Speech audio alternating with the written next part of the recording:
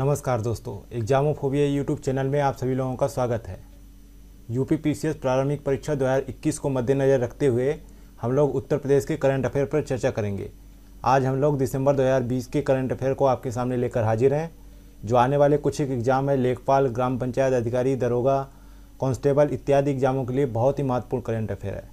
इसमें हम लोग 40+ MCQ पे भी चर्चा करेंगे, साथ ही 50+ फैक्ट होंगे जो हर एक क्वेश्चन के नीचे डिस्क्रिप्शन रूप में लिखे हुए होंगे। साथ ही लास्ट में भी हम 5 से 10 फैक्ट पे चर्चा करेंगे। इसके बाद हम लोग उत्तर प्रदेश के करंट अफेयर का जनवरी 2020 से दिसंबर 2020 के एक समग्र रूप करंट अफेयर को आपके सामने लेकर आएंगे, जिसका एक पूरा पैकेज होगा और उसमें 400+ MCQ होंगे। तो बने रहिए एग्जामोफोबिया यूट्यूब चैनल के साथ। देखते हैं क्वेश्चन नंबर पहला। क्वेश्चन नंबर पहला, किस राज्य ने ग्रामीण क्षेत्रों में संपत्ति और भूमि संबंधी विवादों पर अंकुश लगाने के लिए वरासत अभियान शुरू किया है? तो किस राज्य ने वरासत अभियान शुरू किया है? तो इसका सही जवाब क्या होगा? ए ऑप्शन, उत्तर प्रदेश ने। उत्तर प्रदेश यहाँ पर सही जवाब हो जाएगा। उत्तर प्रदेश सरकार ने गांवों में उत्तराधिकार को लेकर उपजे भूमि विवादों को खत्म करने और तहसील और जिला स्तर पर भारी भरकम मामले बनाने वाले संपत्ति के मुकदमों पर अंकुश लगाने के लिए राज्य में 2 महीने तक चलने वाले विशेष वरासत स्वाभाविक उत्तराधिकार अभियान 15 दिसंबर 2020 से शुरू किया है। कब से शुरू हुआ है ये भी पूछ सकता है क्वेश्चन में, तो इसका सही जवाब होगा 15 दिसंबर 2020 से शुरू किया है। तो अगर वरासत अभियान के बारे में पूछे कहाँ शुरू किया गया है तो उत्तर प्रदेश सही जवाब होगा। ठीक है, बढ़ते हैं नेक्स्ट क्वेश्चन की ओर। क्वेश्चन नंबर दूसरा है, मोतीलाल वोरा जिनका हाल ही में निधन हो गया किस राज्य के पूर्व राज्यपाल थे? तो वे जो है उत्तर प्रदेश के पूर्व राज्यपाल रह चुके हैं, कांग्रेस के नेता थे। कांग्रेस नेता और उत्तर प्रदेश के पूर्व राज्यपाल मोतीलाल वोरा का हाल ही में 93 वर्ष की आयु में निधन हो गया। उन्होंने मध्य प्रदेश के मुख्यमंत्री और 2002 से 2020 तक छत्तीसगढ़ से राज्यसभा सदस्य के रूप में कार्यभार संभाला है। राज्यसभा के लिए पूछे तो 2002 से 2020 तक उन्होंने छत्तीसगढ़ का नेतृत्व किया है राज्यसभा के लिए, और वो मध्य प्रदेश के मुख्यमंत्री भी रह चुके हैं और उत्तर प्रदेश के राज्यपाल भी। आगे बढ़ते हैं, देखते हैं क्वेश्चन नंबर तीसरा।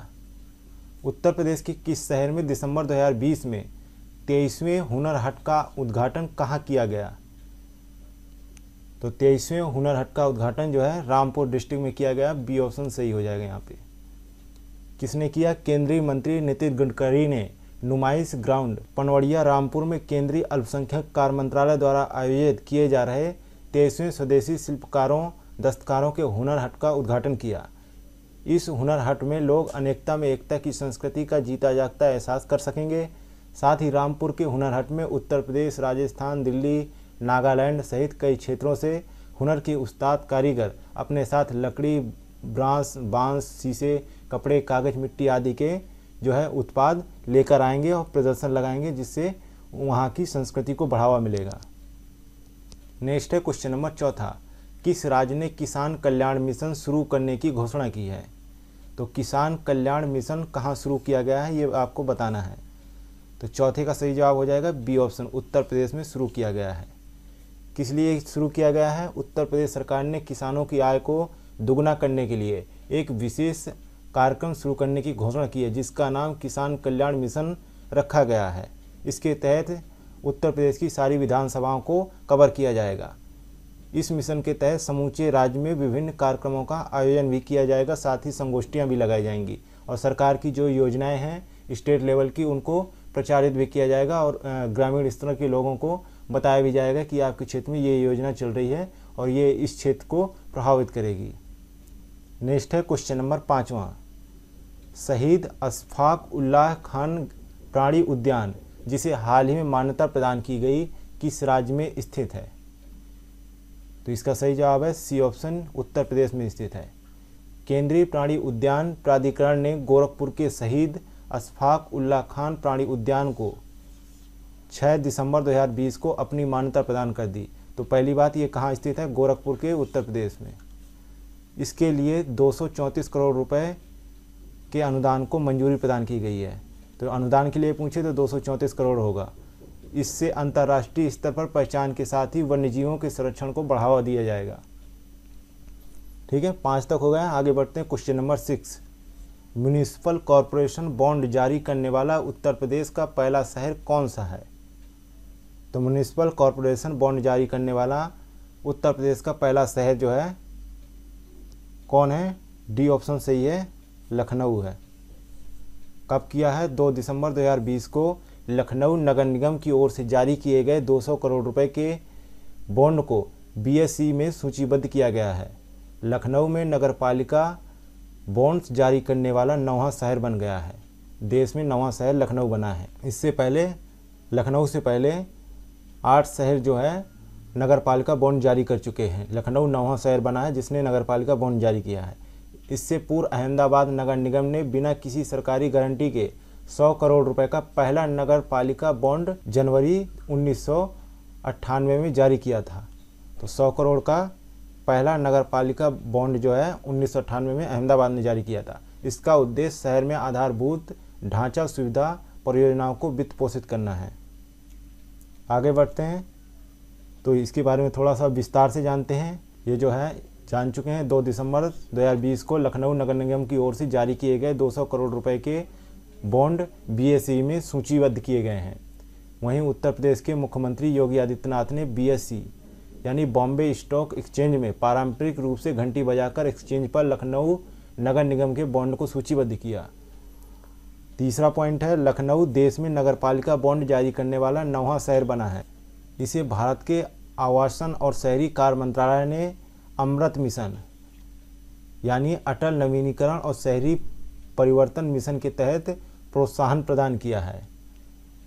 5वां पॉइंट है, इस बॉन्ड के जारी होने से लखनऊ नगर निगम को ब्याज भार में सब्सिडी देने हेतु 26 करोड़ रुपए मिलेंगे। यह भी इम्पोर्टेंट पॉइंट है।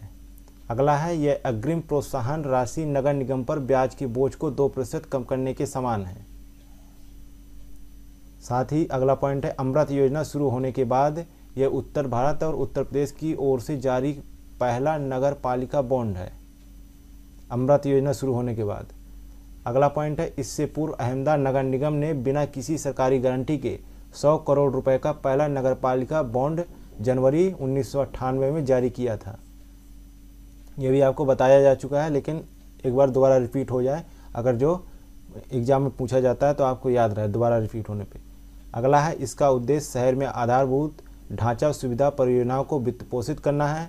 इसी उद्देश्य के अनुरूप उत्तर प्रदेश सरकार ने यह बॉन्ड जारी किया है।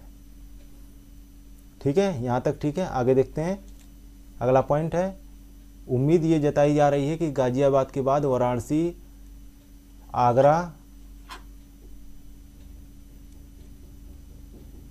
कानपुर नगर निगम भी आने वाले महीनों में नगर पालिका बॉन्ड जारी कर सकते हैं।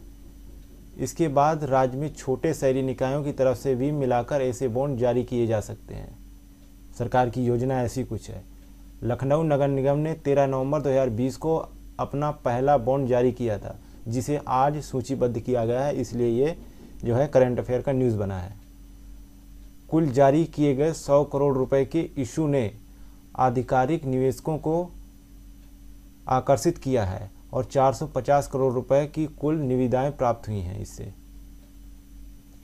अगला पॉइंट है, यह 8.5% की आकर्षक कूपन दर पर बंद हुआ है। इसकी अवधि 10 वर्ष रखी गई है, जो विशेषकर कोरोना महामारी के समय एक रिकॉर्ड है। अगला पॉइंट है, लखनऊ नगर निगम के बॉन्ड इशू को इंडिया रेटिंग ने AA और ब्रिकवर्स रेटिंग ने AACA का दर्जा प्रदान किया है। तो रेटिंग के लिए पूछे तो AA रेटिंग प्रदान किया है, इंडिया रेटिंग ने A जो है रेटिंग प्रदान की है इसको, लखनऊ नगर निगम के बॉन्ड को। अगला है, लखनऊ नगर पालिका बॉन्ड की अवधि 10 वर्ष की है। कितनी की है? 10 वर्ष की। और इसे A से G के साथ 7 STRP के एक ट्रिपल बॉन्ड के रूप में संरचित किया गया है और 4 वर्ष से लेकर 10 वर्ष की अवधि में 7 बराबर वार्षिक अदायगी में इसका भुगतान किया जाएगा। चलिए आगे बढ़ते हैं, देखते हैं क्वेश्चन नंबर 7वां। 4 राज्यों में राष्ट्रीय राजमार्ग गलियारों के निर्माण के लिए केंद्र और विश्व बैंक द्वारा $500 मिलियन की परियोजना पर हस्ताक्षर किए गए हैं। निम्न में से कौन एक राज्य इसमें सम्मिलित नहीं है? तो 7वें का सही जवाब क्या है? C ऑप्शन, पश्चिम बंगाल इसमें सम्मिलित नहीं है। उत्तर प्रदेश, राजस्थान और आंध्र प्रदेश इसमें सम्मिलित राज्य है। अगला है क्वेश्चन नंबर 8वां। तो किस प्रदेश की सरकार थारू गाँव को होम स्टे योजना में शामिल करने के लिए काम कर रही है? तो इसका सही जवाब है C option, Uttar Pradesh. UP सरकार थारू गाँव को यूपी वन निगम की होम स्टे योजना में शामिल करने के लिए काम कर रही है। थारू गांव यूपी के बलरामपुर, बहराइच, लखीमपुर और पीलीभीत जिलों में स्थित है। थारू गांव के पर्यटक थारू जनजाति की झोपड़ियों में रहेंगे और नतीजतन थारू लोग सीधे पर्यटकों को घर के बने खाद्य पदार्थ और झोपड़ियां प्रदान करके पैसा कमाएंगे। यूपी वन निगम पर्यटकों के साथ संचार में थारू लोगों को प्रशिक्षित करेंगे।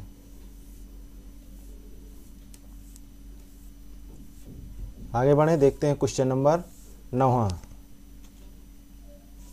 लेकिन एक महत्वपूर्ण फैक्ट है, उससे पहले उसको देख लेते हैं। 2011 की जनगणना के अनुसार यूपी में अनुसूचित जनजातियों की जनसंख्या 11 लाख से अधिक थी। थारू जनजाति की आबादी उनमें से सबसे बड़ी आबादी है। थारू जनजाति तराई क्षेत्र से संबंधित है। तराई शिवालिक पहाड़ियों या निचले हिमालय और भात गंगा के मैदान के बीच का एक निचला हिस्सा है।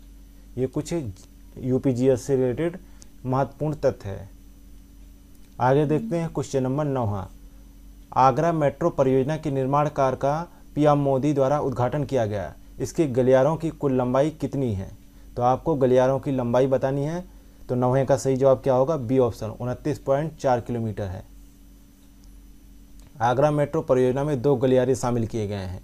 गलियारों की कुल लंबाई 29.4 किलोमीटर है। ये 2 गलियारे 14 किमी लंबा सिकंदराबाद से ताज पूर्वी गेट तक गलियारा और 15.40 किलोमीटर लंबा आगरा कैंट से कालिंदी विहार गलियारा है। तो ये दोनों मिला के टोटल 29.4 जो है किलोमीटर हो जाते हैं। 8,379 करोड़ रुपए से अधिक की अनुमानित लागत पर परियोजना को पूरा करने में 5 साल लगेंगे।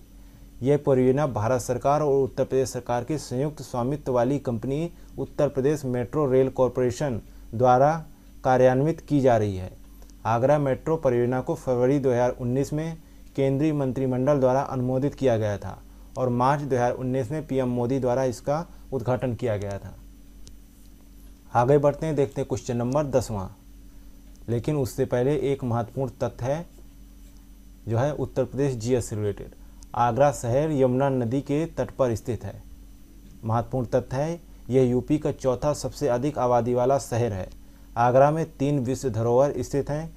वे ताजमहल, आगरा, फतेहपुर सीकरी, ये महत्वपूर्ण जो है 3 विश्व धरोहर स्थित हैं। हाल ही में आगरा में कीठम झील यानी सुर सरोवर झील को रामसर साइट में जोड़ा गया है। ये 2-3 फैक्ट हैं यूपीजीएस से रिलेटेड। आगे देखते हैं क्वेश्चन नंबर 10वां।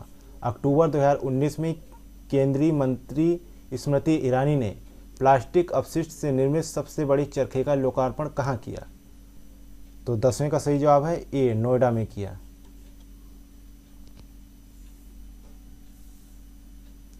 अगला देखते हैं क्वेश्चन नंबर 11 है। नोएडा प्राधिकरण के स्वच्छ भारत मिशन के अंतर्गत भारत पेट्रोलियम कॉरपोरेशन लिमिटेड ने किस सेक्टर में प्लास्टिक वेस्ट मॉड्यूल से सड़क निर्माण शुरू किया है? तो 11 का सही जवाब क्या होगा? सी ऑप्शन, सेक्टर 129 में जो है ये जो है सड़क निर्माण शुरू किया गया है नोएडा विकास प्राधिकरण के द्वारा। तो 11 का सही जवाब है सी ऑप्शन। इससे वायु प्रदूषण में कमी लाने पर मदद मिलेगी। इसकी लंबाई जो है 500 मीटर रखी गई है और इसे बनाने में करीब 35 मीट्रिक टन प्लास्टिक कचरे का उपयोग किया जाएगा। आगे बढ़ते हैं, देखते हैं क्वेश्चन नंबर 12 है। हाल ही में आरटीआई के तहत मिली जानकारी के अनुसार बुंदेलखंड एक्सप्रेसवे के लिए सरकार ने कितने पेड़ों को काटने की इजाज़त दी है? तो इसका सही जवाब है डी, 1.89 लाख पेड़ों को काटने की इजाज़त दी गई है बुंदेलखंड एक्सप्रेसवे बनाने के लिए। और सरकार की अभी जो रिपोर्ट आई है उसके अनुसार बुंदेलखंड जो है भारत का पहला ऐसा एक्सप्रेसवे बन रहा है जो सबसे तेज़ गति से बन रहा है और लगभग 35% कार्य इसका पूरा हो चुका है। अगला है क्वेश्चन नंबर 13 है। उत्तर प्रदेश सरकार किस जिले के 100 ग्राम पंचायतों को मॉडल गांव के रूप में विकसित करने पर फैसला कर रही है? तो 13 का सही जवाब है ए ऑप्शन, गोरखपुर में। अगला है क्वेश्चन नंबर 14 है। पीएम किसान सम्मान निधि योजना के तहत 25 दिसंबर 2020 को प्रधानमंत्री द्वारा उत्तर प्रदेश के 216.67 लाख किसानों को कितने करोड़ की धनराशि प्रदान की गई? तो 14 का सही जवाब है बी ऑप्शन, 4,333.40 करोड़ रुपए प्रदान किए गए। अगला है क्वेश्चन नंबर 15। हाल ही में उत्तर प्रदेश का कौन सा नगर निगम डबल लेखा एंट्री लागू करने वाला प्रदेश का पहला नगर निगम बन गया है? तो 15 का सही जवाब है सी ऑप्शन, अयोध्या नगर निगम डबल लेखा एंट्री लागू करने वाला उत्तर प्रदेश का पहला नगर निगम बन गया है। अगला है क्वेश्चन नंबर 16। 22 दिसंबर को पीएम मोदी ने वीडियो कॉन्फ्रेंसिंग के जरिए अलीगढ़ मुस्लिम यूनिवर्सिटी के शताब्दी समारोह को संबोधित किया। इससे पहले कौन से प्रधानमंत्री यहां आ चुके हैं? तो 16 का सही जवाब क्या है? डी ऑप्शन, जवाहरलाल नेहरू और लाल बहादुर शास्त्री इससे पहले अलीगढ़ मुस्लिम यूनिवर्सिटी जा चुके हैं। 22 दिसंबर को पीएम मोदी अलीगढ़ मुस्लिम यूनिवर्सिटी के शताब्दी समारोह में चीफ गेस्ट के तौर पर शामिल हुए। ये 50 वर्षों के बाद पहला अवसर रहा जब कोई भारतीय प्रधानमंत्री इस यूनिवर्सिटी के समारोह में शामिल हुआ। इससे पहले लाल बहादुर शास्त्री प्रधानमंत्री के तौर पर 1964 में इसके समारोह में शामिल हुए थे। शास्त्री से पहले प्रधानमंत्री जवाहरलाल नेहरू यहाँ 4 बार आ चुके थे। पहली बार वे 1948 में तब आए थे जब उन्हें ऑनरेरी डायरेक्ट से सम्मानित किया गया, और उसके बाद वह अलीगढ़ मुस्लिम यूनिवर्सिटी 1955, 1960 और 1963 में आए थे। अगला है क्वेश्चन नंबर 17। क्वेश्चन नंबर है 17। उत्तर प्रदेश के मुख्यमंत्री योगी आदित्यनाथ ने किस जिले में स्थित रामगढ़ झील के नौका विहार में बोटिंग और कश्मीर की तर्ज पर शिकारा चलाए जाने की घोषणा की है? तो 17 का सही जवाब है डी ऑप्शन, गोरखपुर में। अगला देखते हैं क्वेश्चन नंबर 18। 24 जनवरी 2021 को उत्तर प्रदेश 71 वर्ष का हो जाएगा, जिसके उपलक्ष्य में उत्तर प्रदेश दिवस कहाँ मनाए जाने की घोषणा की गई है? तो इस बार जो है उत्तर प्रदेश दिवस जो है कहाँ मनाया जाएगा? लखनऊ और नोएडा में। तो इसलिए सी ऑप्शन सही है, बी और डी। 4 जनवरी 2021 को इस बार उत्तर प्रदेश दिवस लखनऊ के साथ साथ नोएडा में भी मनाया जाएगा।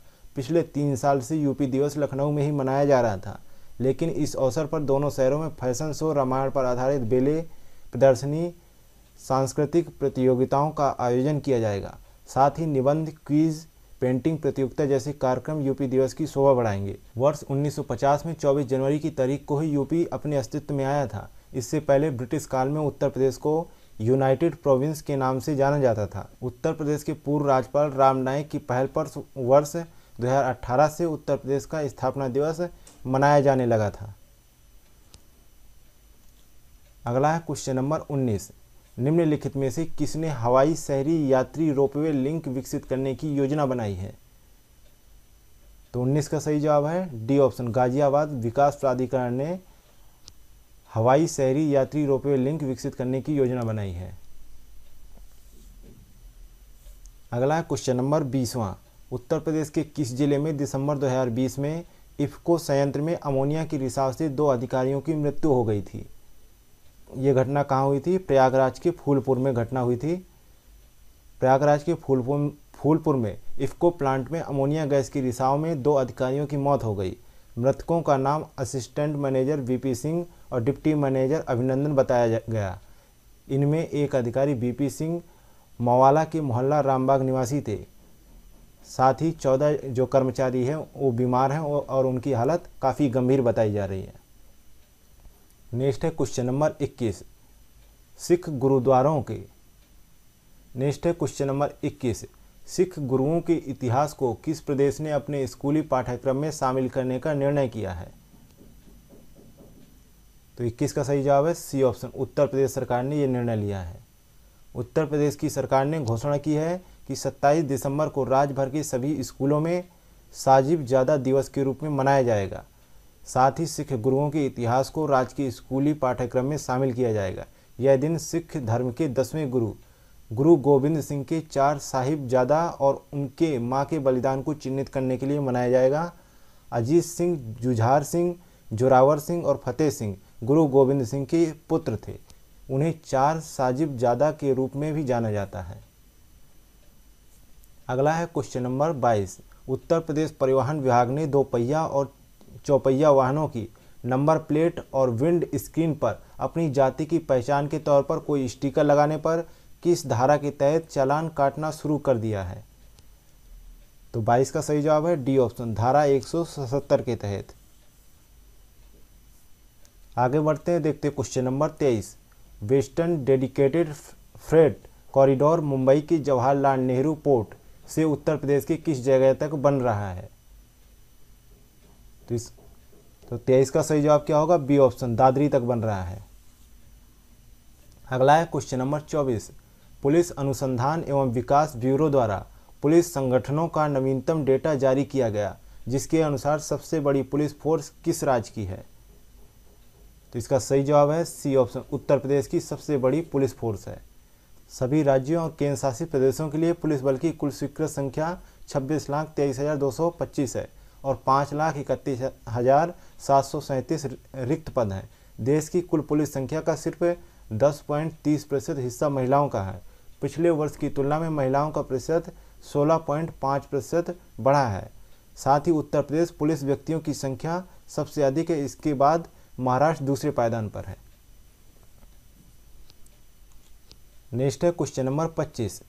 निम्न में से किस राज्यों के जोड़ों ने सहायता मोबाइल ऐप खाद्य और नागरिक आपूर्ति और ई आबकारी परियोजनाओं के लिए डिजिटल इंडिया अवार्ड 2020 जीता है?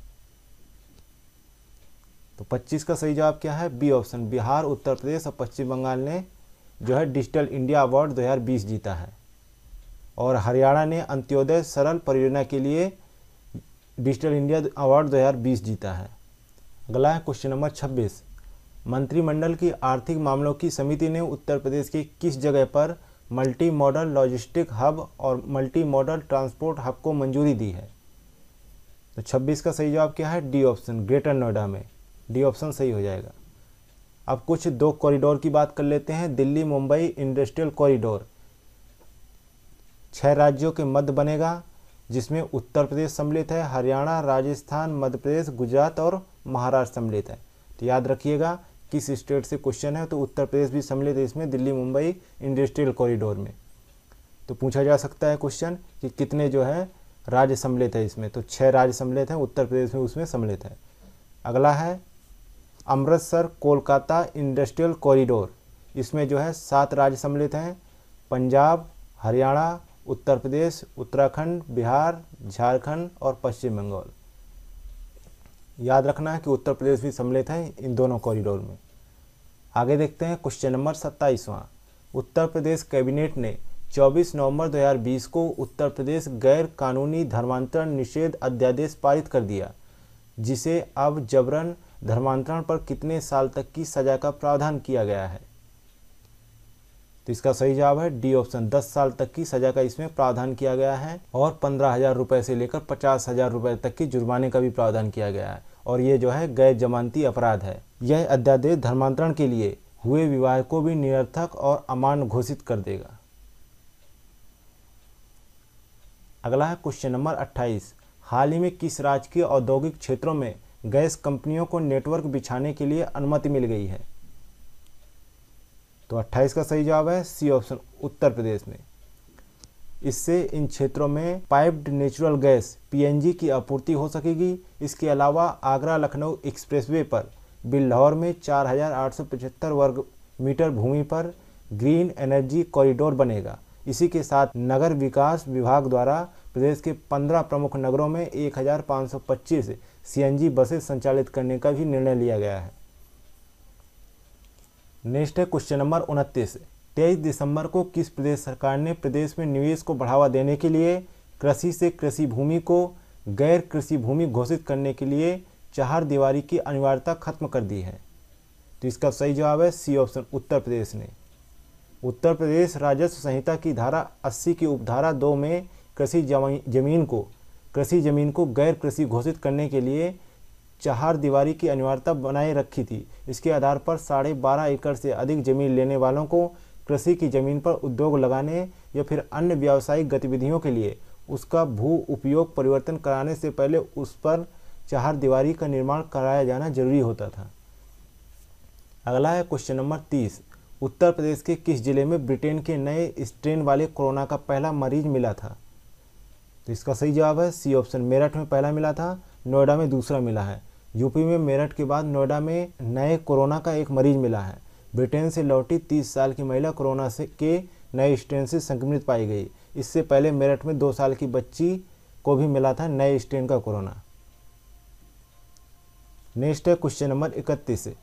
ग्रामीण क्षेत्रों के बाद अब शहरी इलाकों में भी प्रांतीय रक्षक दल पीआरडी की कंपनियों के गठन का फैसला किस राज्य ने लिया है? तो 31 का सही जवाब है सी ऑप्शन, उत्तर प्रदेश ने। मुख्यमंत्री योगी आदित्यनाथ ने ग्रामीण क्षेत्रों के बाद अब शहरी क्षेत्रों में भी प्रांतीय रक्षक दल यानी पीआरडी की कंपनियों के गठन का निर्णय लिया है। लखनऊ समेत 10 शहरों में पीआरडी की कंपनियां तैनात की जाएंगी। हर कंपनी में लगभग 11 महिलाएं भी तैनात रहेंगी। इसके तहत पहले चरण में करीब 1050 जवानों की भर्ती की जाएगी। सुरक्षा बल के रूप में पीआरडी की स्थापना 1948 में की गई थी। कब की गई थी? 1948 में। नेक्स्ट है क्वेश्चन नंबर 32। किस राज्य ने फैसला किया है कि परिषदीय स्कूलों में भी सत्र 2021-22 से एनसीईआरटी की किताबें पढ़ाई जाएंगी? तो इसका सही जवाब है सी ऑप्शन, उत्तर प्रदेश ने। अगला है क्वेश्चन नंबर 33। उत्तर प्रदेश के बलिया की किस छात्रा ने दुनिया की सबसे बड़ी पेंटिंग बनाकर Guinness book of world record बनाया है? तो इसका सही जवाब है ए ऑप्शन, नेहा सिंह ने। काशी हिंदू विश्वविद्यालय की छात्रा नेहा सिंह ने खनिज रंगों से भगवद गीता पर आधारित मोक्ष का पेड़ शीर्षक से चित्र बनाकर Guinness book of world record में अपना नाम दर्ज कराया है। इस पेंटिंग का आकार 62.72 वर्ग मीटर है। इससे पहले देश में पहले खनिज रंगों से सबसे बड़ी पेंटिंग बनाने का कारनामा विजयवाड़ा की श्रेया तातीनेनी ने किया था। अगला है क्वेश्चन नंबर 34। उत्तर प्रदेश स्थित इलाहाबाद विश्वविद्यालय का नया कुलपति किसे नियुक्त किया गया है? तो 34 का सही जवाब है D option, professor Sangeeta Srivastava को इलाहाबाद विश्वविद्यालय का नया कुलपति नियुक्त किया गया है। प्रोफेसर श्रीवास्तव इलाहाबाद विश्वविद्यालय की पहली महिला कुलपति होंगी।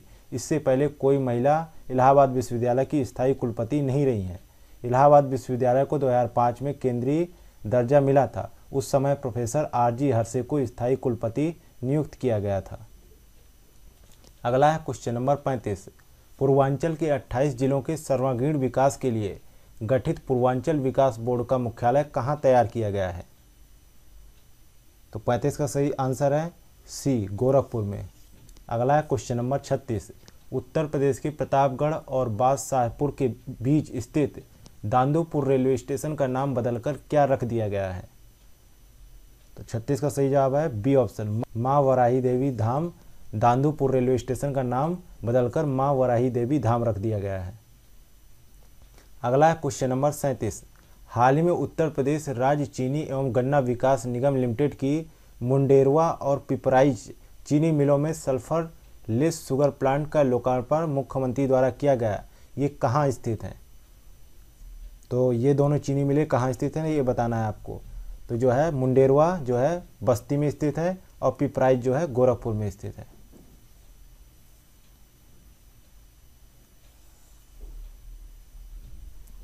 अगला देखते हैं क्वेश्चन नंबर 38। दिल्ली में होने वाले गणतंत्र परेड 2021 में उत्तर प्रदेश की किस झांकी को प्रदर्शित किए जाने का प्रस्ताव मिला है? तो 38 का सही जवाब है सी ऑप्शन, अयोध्या के राम मंदिर की झांकी को गणतंत्र दिवस परेड 2021 में प्रदर्शित किया जाएगा। अगला है क्वेश्चन नंबर 39।